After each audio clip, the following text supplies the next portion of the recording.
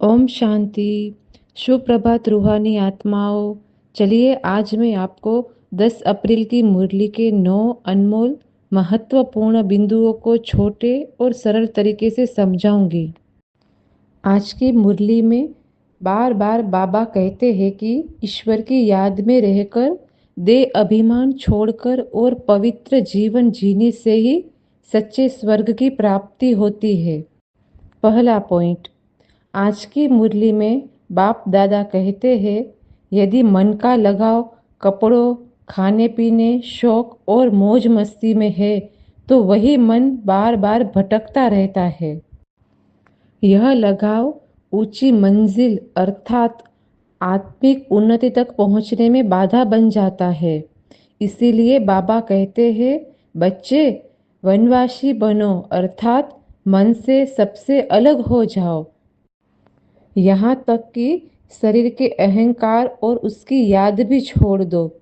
जब तुम सब कुछ भूल जाओगे तभी आगे बढ़ सकोगे। दूसरा पॉइंट, अभी दुनिया अज्ञान की रात में डूबी हुई है, इसीलिए लोग भटकते रहते हैं, पूजा पाठ करते हैं और माथा टेकते हैं।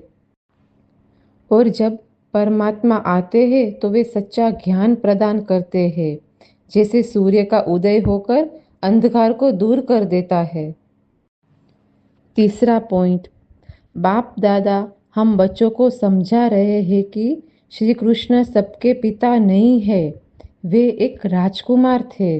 नई दुनिया के रचयिता एक ही परम पिता परमात्मा शिव बाबा है।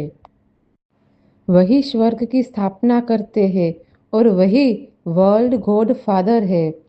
यह ज्ञान शास्त्रों में पूर्ण रूप से नहीं मिलता, क्योंकि शास्त्र बाद में रचे गए हैं। चौथा पॉइंट, शिव बाबा का ना तो कोई शरीर है और ना ही कोई भौतिक आकार। वास्तव में परमात्मा एक अत्यंत सूक्ष्म ज्योति बिंदु के समान है। ईश्वर एक ही है, बस अलग अलग धर्म और भाषाओं में उसे अलग अलग नाम दिए गए हैं। कोई उसे शिव कहता है, कोई अल्लाह, तो कोई खुदा। इन सभी का अर्थ एक ही है, ईश्वर वही है जो स्वर्ग की स्थापना करता है। पांचवा पॉइंट, बाप दादा कहते हैं कि देवियों को चित्रों में हथियारों के साथ दिखाया गया है, लेकिन वास्तविक शक्ति हिंसा में नहीं है।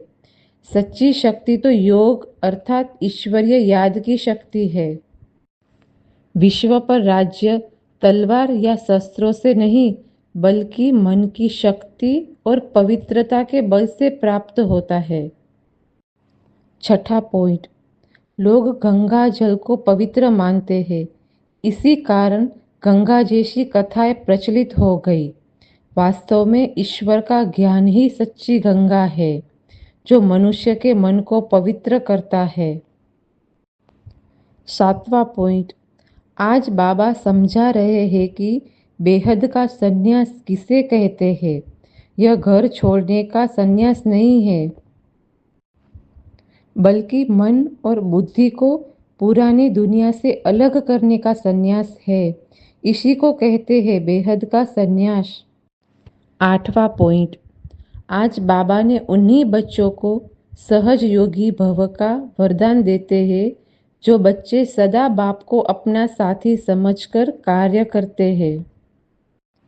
आइए इसे विस्तार से समझते हैं। जब कोई भी काम करते समय आप ईश्वर को अपना साथी मान लेते हैं, तो आपकी ताकत अपने आप दोगुनी हो जाती है।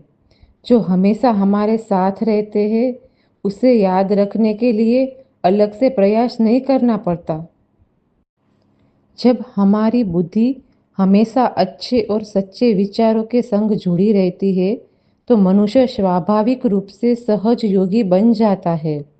ऐसे शक्तिशाली साथी के कारण हर कार्य में हिम्मत, शक्ति और सफलता की अनुभूति होती है।